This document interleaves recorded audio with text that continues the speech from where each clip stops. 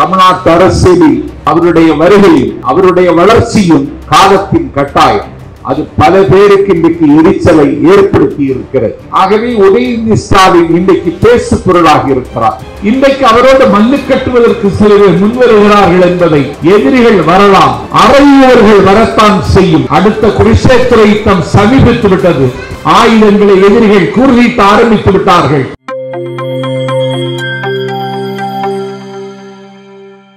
தம்பி உதயநிதி ஸ்டாலினுக்கு பிறந்த நாள் விழா.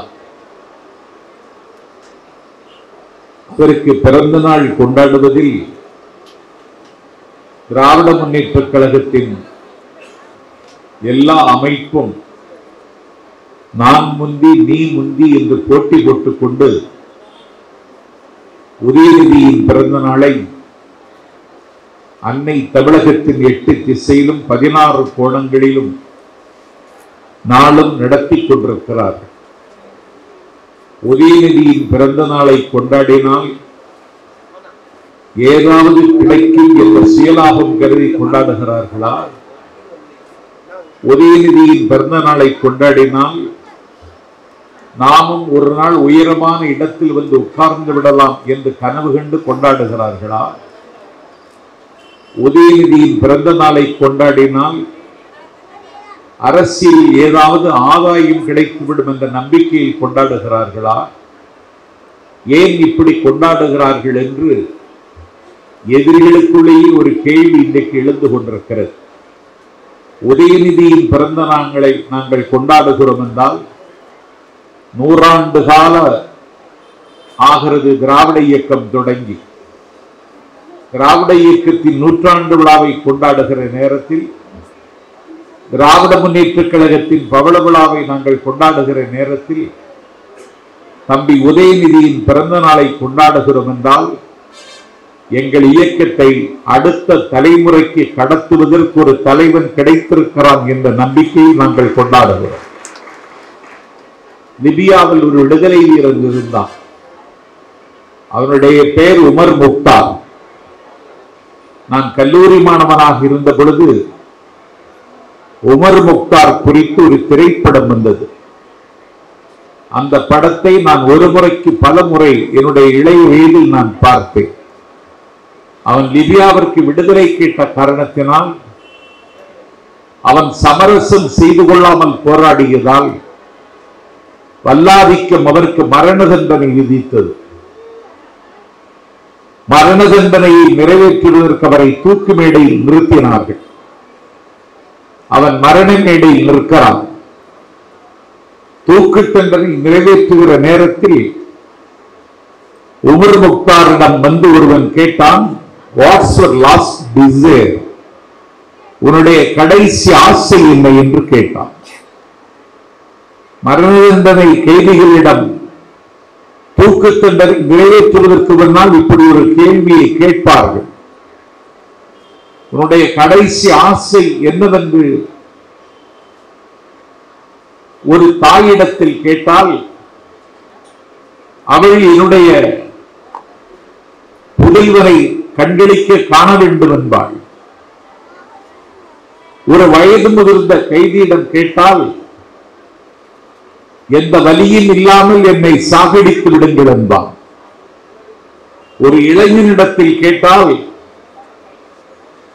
என்னை விடுவிப்பதற்கு ஏதாவது வழி இருக்கிறதா என்று கேட்பான். ஒரு 70 வயதை கிடந்த லிபியாவின் விடுதலை வீரன் Omar Mukhtar what's your last desire என்று கேட்ட பொழுது, நாங்கள் ஓதிக்கொண்டிருக்கிற திருக்குர்ஆனை எனக்கு தாருங்கள் என்று கேட்டான். திருக்குர்ஆன் அவருடைய கையில் கொண்டு கொடுக்கப்பட்டது. அவர் திருக்குர்ஆனை படிக்க வேண்டும், இல்லாவிட்டால் ஓத வேண்டும். என்னுடைய கண்ணாடியை தாருங்கள் என்று கேட்டார்.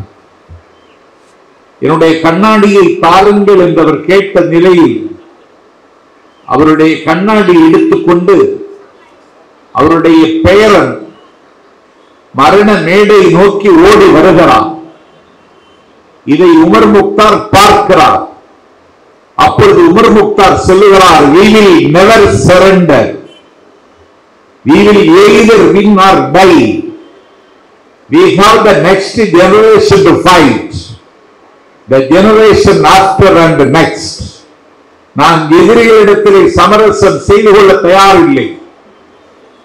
வல்லாதிக்கத்திலே நான் மண்டியிடப் போவதில்லை. அடுத்த தலைமுறைக்கு என்னுடைய லட்சியத்தை கடத்துவதற்கு இதோ என்னுடைய பேரன் வந்து கொண்டிருக்கிறான். ஆகவே நான் இந்த மரணத்தை மகிழ்ச்சியோடு ஏற்கிறேன் என்று அன்றைக்கு உமர் முக்தார் சொன்னான் என்றால், எங்கள் இயக்கத்தை அடுத்த தலைமுறைக்கு கடத்துவதற்கு இதோ உதயநிதி ஸ்டாலின் ஓடிக்கொண்டு வருகிறான் என்று நான் நம்புகிறேன். I never quite despair. நான் நம்பிக்கையோடும் சோர்வில்லாமலும் இருக்கிறேன். அந்த கடமையை அவர் செய்கிறார். அந்த கடமையை செய்வதற்கு ஒரு டெடிகேட்டட் பர்சனாலிட்டியாக அவர் இயங்குகிறார். வடக்கும் தெற்கும் கிழக்கும் மேற்கும் என்று அவர் ஓயாது சுற்றுகிறார். பொதுமக்கள் கொடுக்கிற மனுக்களை பரிவோடு பார்த்து நடவடிக்கை எடுக்கிறார். கழக தலைமையிடுகிற கட்டளையை நிறைவேற்றுவதில் அவர் எப்போதும் 100க்கு 100 மதிப்பெண் வாங்குகிறார். திராவிட முன்னேற்ற கழகத்தின் இளைஞரணிக்கு 1 கோடி புதிய இளைஞர்களை சேர்த்துத்தான் தலைவர் அண்ணன் ஸ்டாலின் கட்டளையிடுகிறார், சேர்த்து தருகிறார். மலரக்கூடாது என்று மறுக்கப்பட்ட மொட்டாக, தாயின் மார்பகத்தில் பால் குடிக்க கூடாது என்று விலக்கப்பட்ட கன்றாக 1200 மதிப்பெண் பெற்றதற்கு பிறகு 1200 மதிப்பெண்ணுக்கு 1176 மதிப்பெண் பெற்றதற்கு பிறகு ஒரு மாணவி தன்னுடைய மருத்துவர் என்கிற கனவை நிறைவேற்ற முடியவில்லை என்று அவள் சாவின் மடியில் போய் விழுகிறாள். ஆகவே ஒரு கருப்பு சட்டத்தின் மூலம் ஒரு அடக்குமுறை ஆட்சி கல்வியில், வேலை வாய்ப்பில், கடைத்தட்டில் இருக்கிற மக்களை கரை சேர விடாமல் தடுப்பதற்கு போடுகிற இந்த நீட் என்கிற கொடுமையை எதிர்த்து இன்றைக்கு 1 கோடி கையெழுத்தை பொதுமக்களிடத்தில் பெற்று குடியரசுத் தலைவரிடத்தில் உதயநிதி ஸ்டாலின் கொடுக்கிறார். திராவிட முன்னேற்ற கழகத்தில் இருக்கின்ற 5வது தலைமுறையை லட்சிய ரீதியாக வார்க்க வேண்டும் என்று ஸ்டாலின் விரும்புகிறார். அவருடைய விருப்பத்தை நிறைவேற்றுவதற்கு முரசொலியின் கடைசி பக்கத்தை பாசறை பக்கம் என்று ஒதுக்குகிறார். அந்த பாசறை பக்கத்தில் கழகத்தின் முன்னோடிகள் சிந்திய கண்ணீர், வடித்த இரத்தம், அவர்கள் சுமந்த சிலுவை, அவர்கள் பட்ட பாடு இன்றைக்கு இருக்கிற தலைமுறைக்கு தெரியாது. அன்றைக்கு ஒரு நாள் பேசினான் தலைவர் கலைஞருக்கே அவன்தான் ஆதர்சமாக இருந்தான். அவனுடைய பெயர் பட்டுக்கோட்டை அழகிரிசாமி. ஒரு ராணுவ வீரனாக பணியாற்றி அந்த ராணுவ வீரன் வேலையை உதறி எறிந்துவிட்டு பெரியாரின் லட்சியங்களை நிறைவேற்றுவதற்கு இந்த நாட்டின் மேடைகளில் அவன் மூறி முழங்கினான். பட்டுக்கோட்டை அழகிரிசாமி பேசுகிறான் என்றால் சனாதன கிடங்கு உடைந்து நொறுங்கும். பட்டுக்கோட்டை அழகிரி பேசுகிறான் என்றால் வைதீக பள்ளத்தாக்கில் இடி விழும். அவன் பேச ஆரம்பிக்கிறான் என்றால் ஒரு பூகும்பம் வெடித்தது போல், ஒரு எரிமலை வெடித்து சிதறி உலகத்தின் செல்வம் கொடுத்த பாம்பி நகரம் உரித்தெரியாமல் அழிந்தது போல் அழியும். அப்படி பேசுவான் பட்டுக்கோட்டை அழகிரிசாமி. அந்த பட்டுக்கோட்டை அழகிரிசாமியின் வரலாறு இன்றைக்கு இருக்கிற தலைமுறைக்கு தெரியாது. பாசறை பக்கத்தில் என் தம்பி உதயநிதி என்னுடைய பிள்ளைகளுக்கு இன்றைக்கு அவன் கற்றுத் தருகிறான். மாயவரம் நடராசனை இன்றைக்கு இருக்கிற தலைமுறைக்கு தெரியுமா? தெரியாது. அவர் பெரியாரின் பெருந்தொண்டர், சட்டமன்றத்தில் அதிக கேள்வி கேட்டவன். மாயவரம் கிட்டப்பா அவனை இன்றைக்கு இருக்கிற தலைமுறைக்கு தெரியுமா? தெரியாது. சேது நாட்டு செல்லக்கிளியே நீ பறந்து போய் விட்டாயா என்று தென்னரசு கண்ணை மூடிய பொழுது கதறி அழுதார் கலைஞர். அந்த தென்னரசுவின் வரலாறு இன்றைக்கு இருக்கிற தலைமுறைக்கு தெரியுமா? தெரியாது. அதையெல்லாம் இன்றைக்கு பாசறை பக்கத்தில் தம்பி உதயநிதி என்னுடைய மகனுக்கு அவன் கற்றுத் தருகிறான். இன்னும் சொல்லப்போனால் ஒரு கொள்கைக்காக நோ காம்ப்ரமைஸ், சமரசம் செய்து கொள்ளாமல் அவன் உறுதியாக இருக்கிறான். அலங்காரமான பேச்சில்லை, ஒரு எடுப்பான உடை இல்லை, ஒரு சாமானியன் அணிகிற செருப்பு, ஒரு டி ஷர்ட், அந்த தோற்றத்தில் வருகிறார். உலகத்தின் வரலாற்றை உள்ளங்கையில் பதிவு செய்து கொண்டு தாழ்ந்த தமிழகத்தை தலைநிமிர வைப்பதற்கு என்னுடைய தந்தைக்கு துணையாக இருக்கிறேன் என்பதை விட என்னுடைய தலைவனுக்கு துணையாக இருக்கிறேன் என்கிற கடமை உணர்வோடு அவர் இயங்குகிறார். இளைஞரணி என்பது ஆளுக்கு விழுது, அது வாழைக்கு கண்டல்ல. அவர் ஒரு ஆளுக்கு விழுதாக இருக்கிறார்.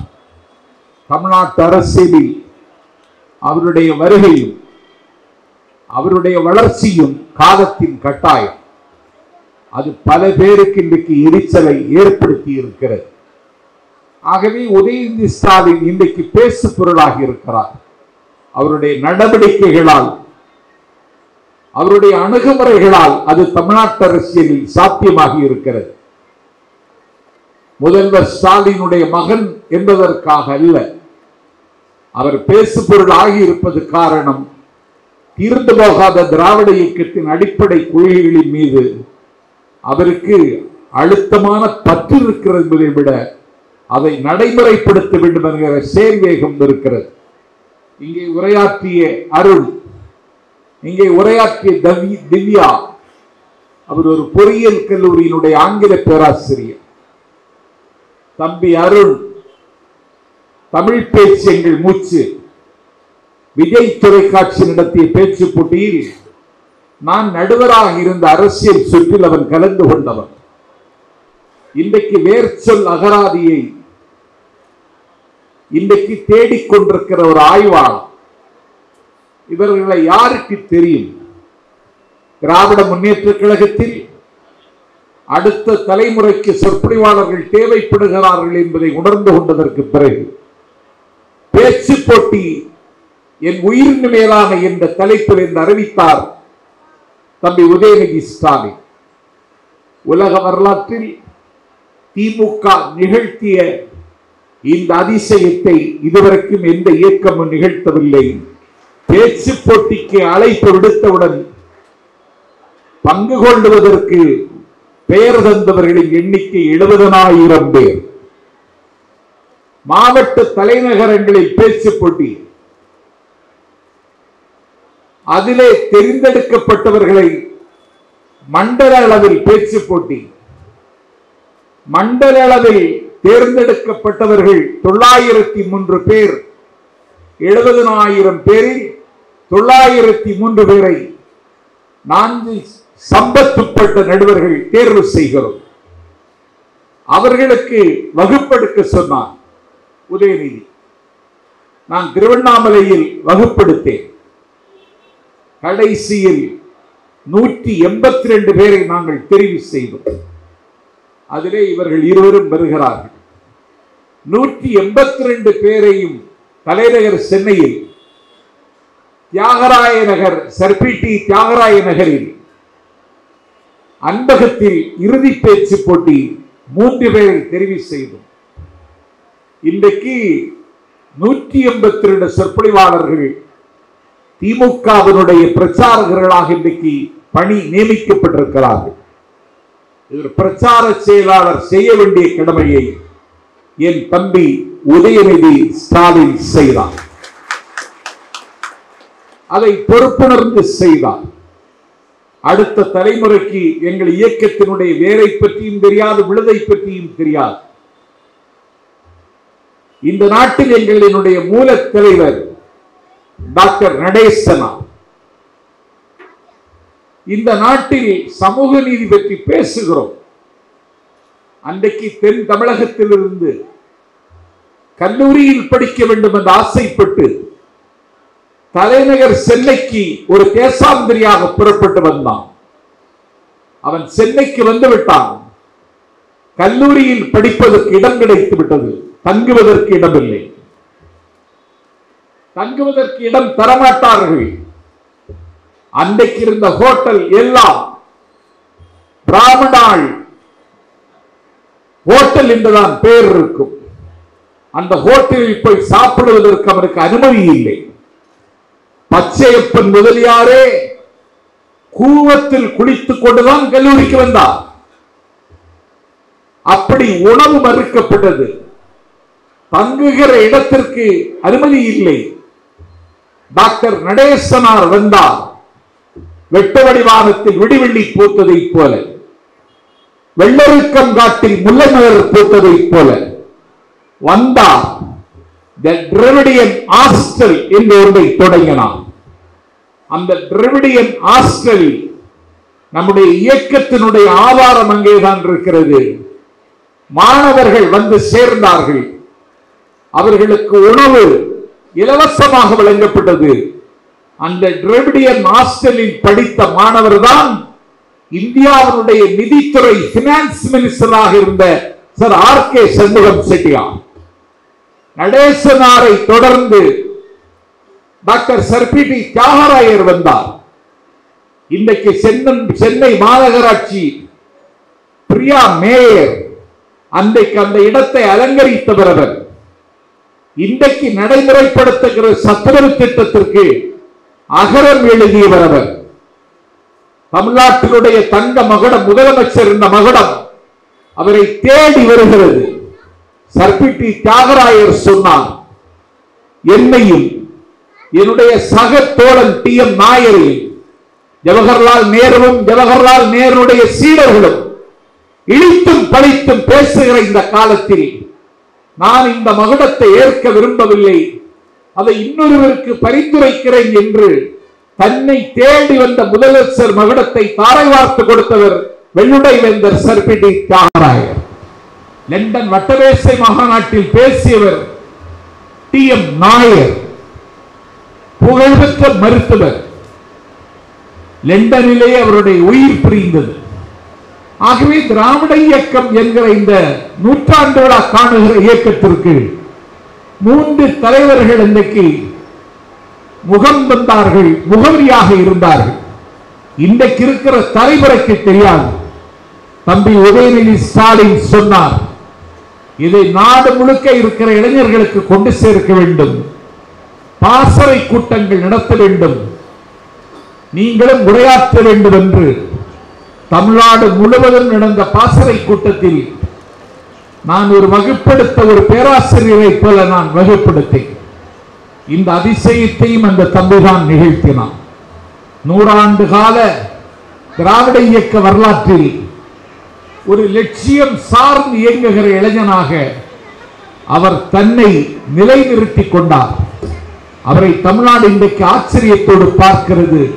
அவருடைய பிறந்த நாளை நாங்கள் கொண்டாடுகிறோம். இன்றைக்கு அவருக்கு பிறந்த நாள்.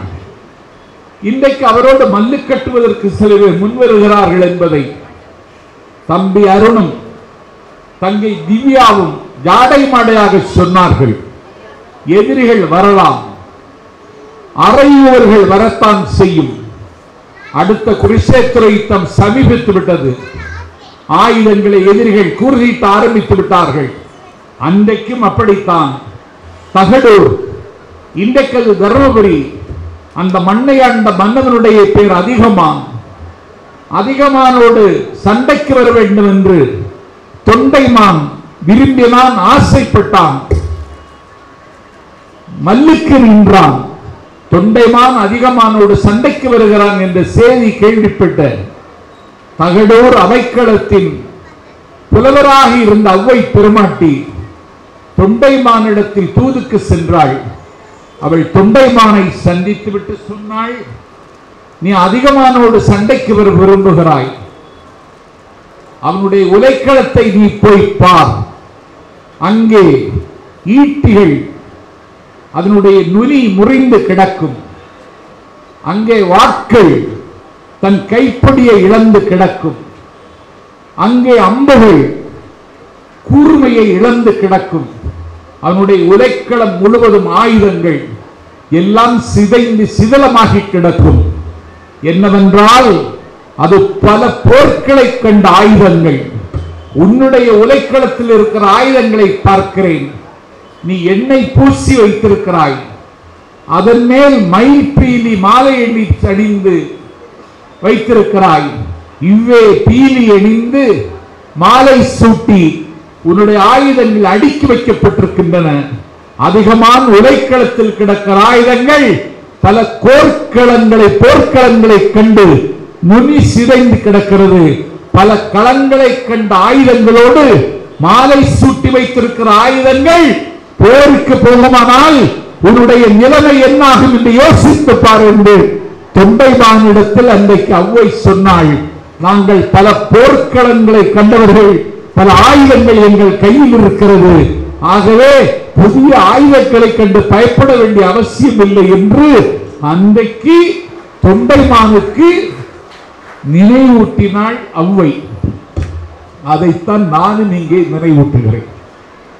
ஆகவே போருக்கு நாம் தயாராவோம், அணிவகுப்பை பலப்படுத்துவோம், உதயநிதியின் பெயரை உச்சரித்துக் கொண்டு நாம் முந்தி எழுவோம். தாமதித்தால் எதுவும் நேரலாம். தோழர்களே, இந்த பூமி பந்தை உலுக்குங்கள் என்று நாம் முரசறிவோம். இது கார்த்திகை திங்கள், இது டிசம்பர் திங்கள். ஒரு யுத்தகாலம் சமீபிக்கிற பொழுது அதை எதிர்கொள்வதற்கு நாம் அணியமாவோம். அதற்காகத்தான் தம்பியின் உதயநிதியின் பிறந்த நாளை என்னுடைய ஊக்கத்தையும் என்னுடைய உள்வழியையும் நிலைநிறுத்துவதற்கு நாங்கள் கொண்டாடுகிறோம். தம்பிக்கு என்னுடைய பிறந்த நாள் வாழ்த்துக்களை தெரிவித்துக் கொள்கிறேன். பாடும் பறவைகளே பறைசாற்றுங்கள், உதயநிதிக்கு பிறந்த நாள். ஓடும் மேகங்களே உறக்க சொல்லுங்கள், உதயநிதிக்கு பிறந்த நாள். குந்தி குரல் எடுத்து கூவுகிற குயில்களே கூவுங்கள், தம்பி உதயநிதிக்கு பிறந்த நாள். புள்ளி கலாபம் விரித்து ஆடுகிற மயில்களே அகவுங்கள், என் தம்பி உதயநிதிக்கு பிறந்த நாள். கரைக்கு ஏறுவதற்கு அலையாக கிளம்புகிறது.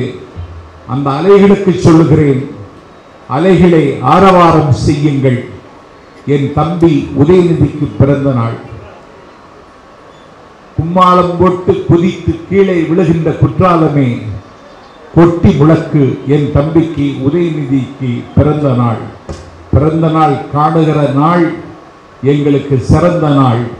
அடுத்த தலைமுறைக்கு திராவிட இயக்கத்தை மடைமாற்ற வீகம் வகுக்கிறவன், விழிமூடாமல் இயங்குகிறவன், வீரவை பாசனம் செய்கிறவன் உதயநிதி வெல்வான் என்பது வெளிப்படை.